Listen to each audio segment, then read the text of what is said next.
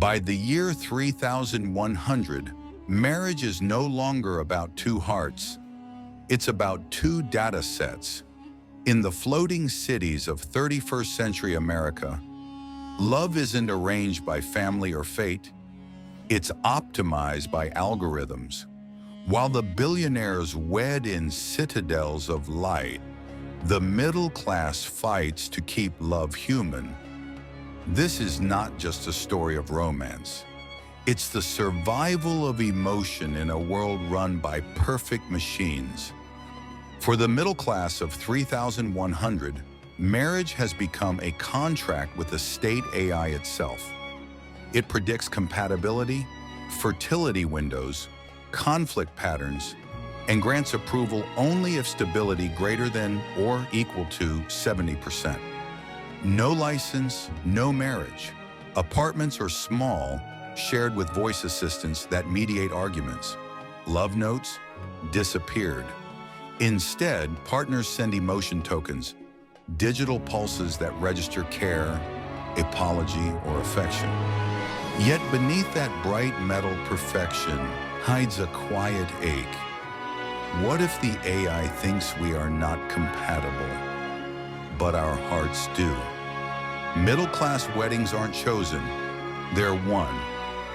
Every month, the United Governance holds a partnership lottery. Thousands apply. A neural algorithm pairs the most balanced matches. It's not about love at first sight anymore. It's love at first approval. Couples meet in public data plazas to read their AI match score on translucent screens, their names glowing beside phrases like high potential union. Those whose files flash red walk home alone. And sometimes someone hacks the system just to be together.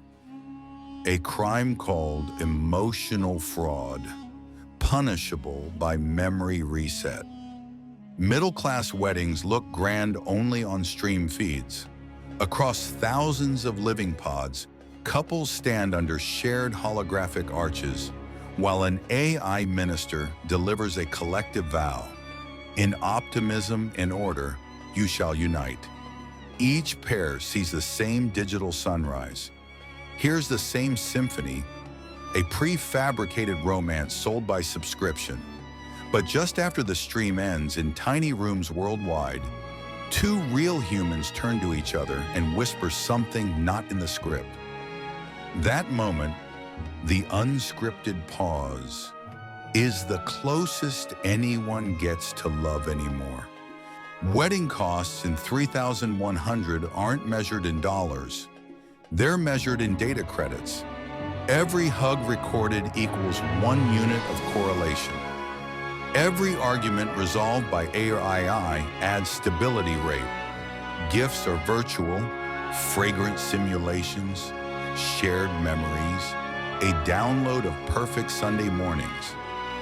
Retailers call it the affection market. Sociologists call it emotional capitalism. The middle class spends energy proving their love so the system doesn't downgrade them to single tier.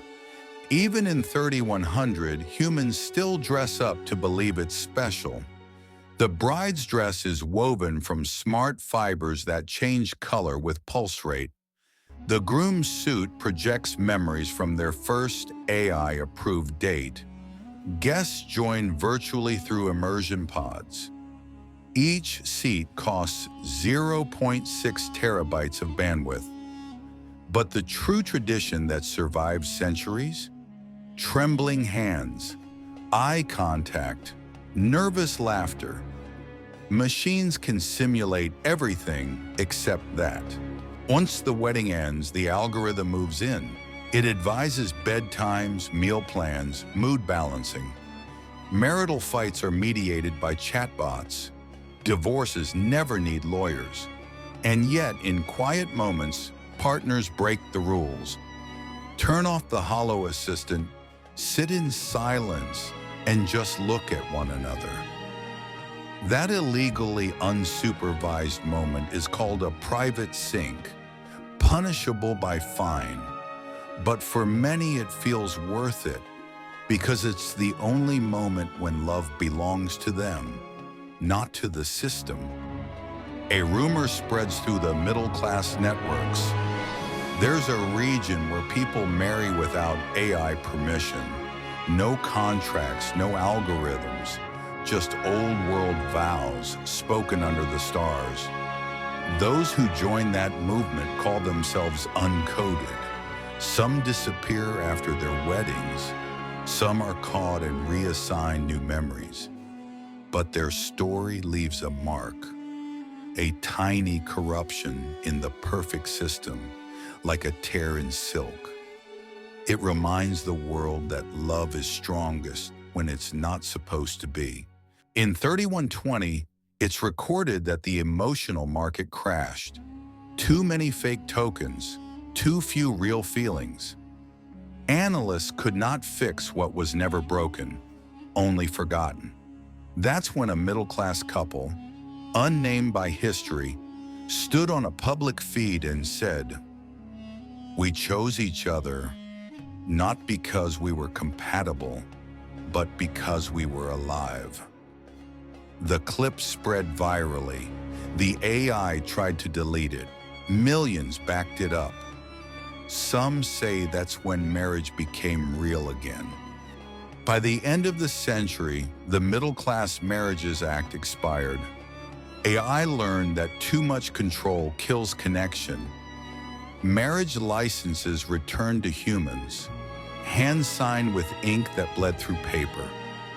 And on that first free wedding day, somewhere in New Los Angeles, a couple stood with nothing but hope in hands. No algorithm, no permission, just two people trying to remember what love actually means. Maybe by 3100 we'll find that love doesn't need to be perfect. It just needs to be real.